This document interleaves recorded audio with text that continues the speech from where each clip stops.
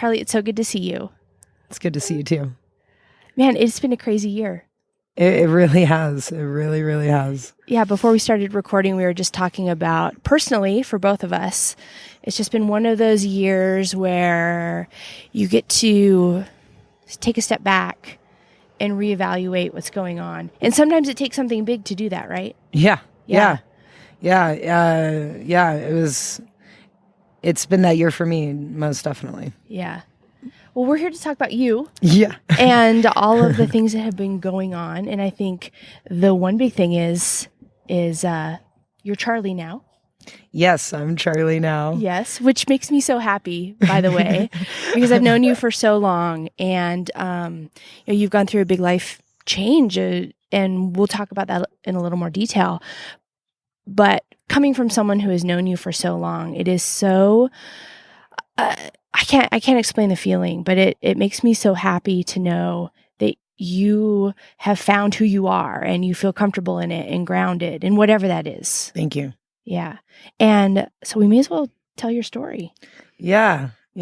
Comfortable and grounded. And coming from such a good friend, I think you do know me a lot and you know me very well. A human moment, a little emotional. Because we are talking about a really personal topic, like finding yourself and discovering yourself. And I would have never thought that there is such a beauty in the bottom. And that's really my story. I've, been through all different challenges in life, but this year gave me, ones that really brought me to my raw state, a very infantile state, almost feeling, almost like a true rebirth. And through that process, I started paying attention to all different things. I was starting to think very simply of like, what makes me smile? And this one week when I was like, man, I really smile a lot when people call me Charlie. And I had reconnected with my grandfather this year, and he named me Charlie the day I was born. Mm-hmm. And so Charlie was always a name that only a few people knew, just my family. And I think when you're trying to like touch yourself, like reconnect with yourself, feel yourself again, like the name Charlie was like, oh, that was so rooted and so grounding that it just made me smile. And that week I was like, that makes me smile. I was like, Rachel doesn't not make me smile. Mm-hmm. But I think now, even a few months into my name change, I think I started feeling like I was living up to that name instead of just being Rachel. Yeah. And speaking of Rachel, that's who I've known you to be. Mm-hmm. I should take that back. That's the name that I've associated with you for so long. Mm-hmm. And you're still that person. Yeah. That hasn't changed. I was wondering if it was going to change too the first week or two. Yeah. And when I think about Rachel or the human that you are, I think about somebody who's confident, who knows who they are, who is very in touch with what's going on. And so for me to find out about you being able to put a more appropriate label on yourself and be able to name yourself in a way that's comfortable for you. I think this is just a life journey. We're always discovering who we are and what we are and what we want to do. And it's an evolution. It is. That's right? What it feels like. It doesn't feel like a reading of, it feels like a growing, total growth. It really feels that way. It feels every day like permission to keep evolving. And then it's brought up new thoughts in my mind of like, well, every day can be like whatever you want to be, almost like a little kid. Right. Like getting in touch with your inner child. And I think I really got in touch with, I'm playing with my inner child a lot. I'm learning how to connect with that human, and how to be gentle, with that human, and just play. And even if that means like not taking my name so seriously that I can change it. Yeah. But it also has a seriousness to it, I guess, like it is a name. But I also realize like names aren't, if I want to change my name again a third time, I could do that too. Right. Yeah. And speaking of which, let's talk about that a little bit, about labels. And so you identify as non-binary now. And is that the correct way of saying that? Yeah. I think that's the closest thing I can get to that I've found online. If there was a human label, then I would claim that one. And I think for me, non-binary and for me, it's permission to be fluid, permission to not really have to, identify with either male or female necessarily as presenting, but like almost embrace all of it. Like, I was thinking the other day, I was like, well, all of them have H. He, she, him. I was like, H, just human. I'm just a human. Right. And that's as close as I could find to like human, where you're not really put into either box. And sometimes people put boxes on those things, I've walked into boardrooms and someone speaks to me differently when they say she, and then someone speaks to me differently. Sometimes people think of me he. So that happens to me too. Yeah, totally. Yeah, and they get speak it. differently. They really do. Yeah, they really do. Which is interesting. Yeah, it is. So we live in a society where we are labeled from the time we're born. And we're conditioned to have labels. So, as I let my brain really think about you and your journey and labels in general, it's interesting because you have to choose a label, but you don't want one. Yeah, it's like it's almost contradictory. Yeah, it's like I think maybe it is contradictory. Totally. And I think as my journey evolves, I think mine. As I talk more and each day as I discover more.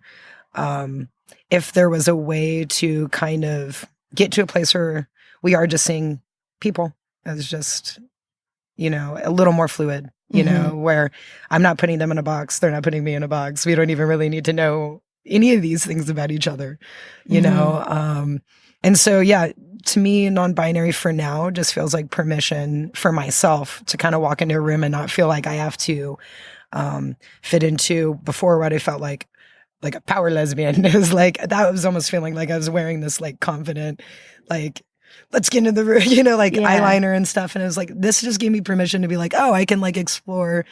Today I feel very masculine. I'm exploring my masculine side. Today I'm feeling feminine, and it's giving me permission to embrace both instead of be one or the other. Right. And then there's the topic of language, right? Yeah. So we have the labels that we put on people based on their sex, and it's very black and white. It's male or female. Yeah. And then we translate that into our English language. So here's a funny thing. I don't think I've told you this. Soon after you told me about being Charlie and non-binary, I had to write an introductory email. Okay. It was the first time, and I sat down, and this email, which was like 2 seconds long, took me way too long to write. And it's using the pronouns they and them. It's something that I just got stuck on because of the way that pronoun works in the English language is a plural. Yeah. I think there's a couple different things on like the language part, as I've been connecting with more people, and I have a partner that is also non-binary and identifies with they, them. As I've learned about it, like one language evolves and language changes. We also didn't have a tweet in the dictionary either. So over time and over history, like we've always evolved. And I think we're going through an evolution of language to be more embracing to all people. And there is actually way more words than just they, them that people have, are comfortable using. But yeah, I think using just the person's name is the easiest way to kind of get there. Right. Of just anytime you want to put she, he, put Charlie. Right.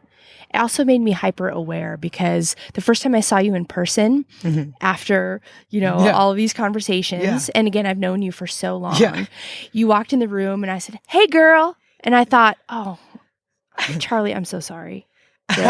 So there's an adjustment all around, right? All around. You're going through an adjustment. You're the people who've known you for a long time. The world's adjusting. Everyone's adjusting. Yeah. Right. Yeah. Totally. Yeah. No, and I didn't even notice, but it makes sense because I grew up. For me, I grew up with all boys. I grew up in boys camps. I played on boys teams. So the masculine side of me, you know, was just like really dominant growing up. And so when people have always said, "Hey girl, I've just not paid attention to myself enough to feel it out, to know that now I do hear it." I'm like, that doesn't feel right. You know, and it's nothing more than that. You know, it's not offensive. But I also think that this brings up a way larger conversation for people that it is offensive for, and it does hurt really badly by us just automatically labeling, you know, because there is a transgender community, there's other communities that are constantly misgendered, where they really are, you know, their gender, but they're being like called he, and they identify as she. And I think this just opens up larger conversations for just more respect. And I think, hey, if like we all love our names so much, let's just use our names. Yeah. You know? Yeah. It really doesn't matter. We are, all of us are only human. Yeah, we are. We're all human. And I think that, like, for me, seems like a cool connector. I haven't really connected the dots on how in my life career and in my life presence, like how that's going to show up. But I feel like if we can all connect that we're human, then we all have a common denominator. So maybe there is something there that can, especially in a world right now where I read the news every day and it's so like, I just started doing good morning videos because it's so like everyone's fighting. It just feels like so like, and it feels so tense that I'm like, okay, Charlie, like, what's your solution in this? Like, what can you do? I was like, well, I could just be more human, and then like show people how to be more human by me being more human. Yeah. And that's what I learned to do this year, was be human. I was almost like a machine before, or felt like one, you know, a little bit. Yeah. Can you go into a little more detail about the way that you have felt through all of this? So being Rachel before, and, you know, very well known in the community, in the business world, under that name, and then educating people. Well, first of all, realizing that you know, that's not how you feel best. Yeah. And then making the decision to change your name and to change your pronouns, and then educating people, and now how you're feeling now that you're starting to settle into this person that you're settling into. Yeah. You know, it's been, when you were just going through that, my brain went on like this, like, woo, because it did feel like in the beginning, an adrenaline rush, kind of like, oh my God, I figured out who I am. It was like, no, you figured out more of who you are. Not you've been doing this. It's been ups and downs actually with it. I think it's brought up insecurities. It's brought up doubts. I've you know, especially in the business world, no one can Google me and see my, you know, what I've done. And I think, and I'm proud of what I've done, under the Rachel brand and name. But it's also been really refreshing, almost like when you get to like start school again and you're like the new student. It's like, oh, like it's such a fresh start. That's like, oh, I get to kind of like build it from the beginning and trust that my education, my experience will just show through. And I can't just use like, oh, well, go look at all these like articles that were written. You know, I kind of just have to show up and trust my journey a little bit. And that's good for me. So, right. So it's gone from, you know, insecurities to lots of confidence, but then always this feeling of like, man, it's so worth it though. Like, because when I walk into a room, or even when I'm sitting here right now, I don't feel as much as like I'm trying.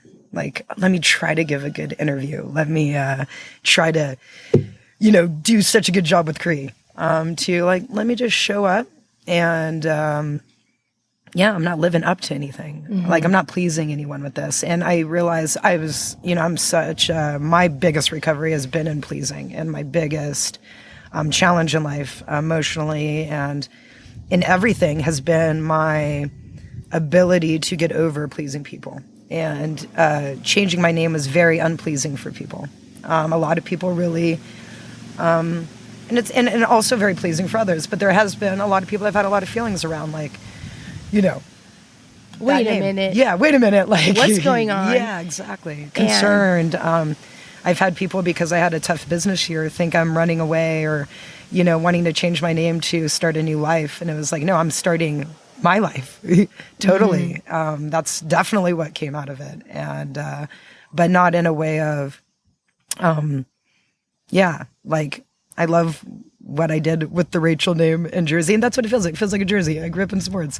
It's like, oh, now I'm playing for a new team. I get to wear New Jersey. Yeah, it's still a part of who you are. It's a part of your journey. It's part of what made you who you are today, right? Yeah, yeah, and I think you know, with that name too, it felt like I was embracing a lot more of my woman and my feminine side of me. And with Charlie, it feels like I can be more neutral. It feels neutral. Like I can just, it can be either way. Yeah. And I don't want to put words in your mouth, but it sounds to me like, you know, you were living under a female pronouns and a female label, and you felt like you needed to meet the expectations of those labels. Yeah. And there were times when you didn't want to, or it just didn't feel comfortable for you. Yeah. You know, and in my roots are, you know, I was kind of, as a firstborn, and my parents did a wonderful job. But yeah, you know, I think I started living up to things pretty early. Whether it was to like be the star basketball player. And then like when you're a young athlete, like your name kind of starts becoming something kind of young, even though I'm not famous or anything, but it's like, you start like caring about your last name, and you start caring about your name. And I remember even in a previous relationship, we had like therapy sessions over like someone hurting my name, like, you know, and my name's important. And then it was like, you know what, your name's so effing important, we're just going to change it. Right. if it's that important, then maybe it's unhealthy. So it started just not feeling so good. But I didn't even recognize that it was not. Actually, I didn't even recognize I wasn't feeling good. I just felt something that felt really good. Yeah. Because it didn't ever feel that. It was never that conscious of like, oh, this doesn't feel good to be Rachel.